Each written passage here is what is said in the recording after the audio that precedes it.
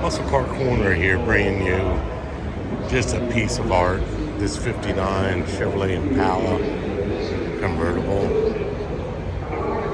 It is probably one of the nicest restorations I've ever seen on any car ever. All I can say is wow. It's stunning all the way around. Wasn't big on these Impalas, but they are super cool in their own right. This thing's loaded up to the gill. Look at that early houndstooth interior. This car smells brand new. It is just, I don't know, it's probably one of the nicest restorations I've seen here. I'm picky, but this thing is just,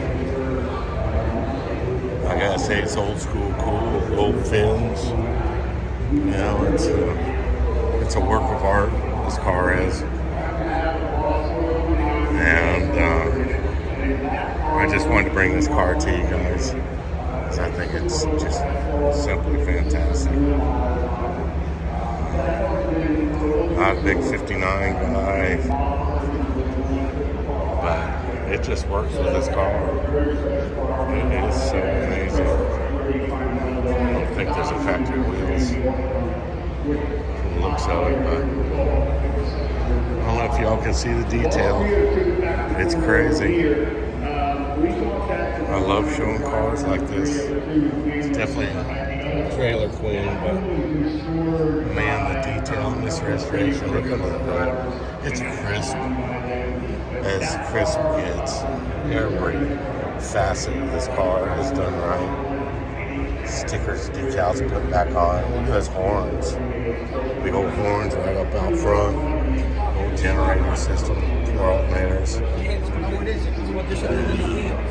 It looks like it's a multi-carburetor as well, tri-power. So,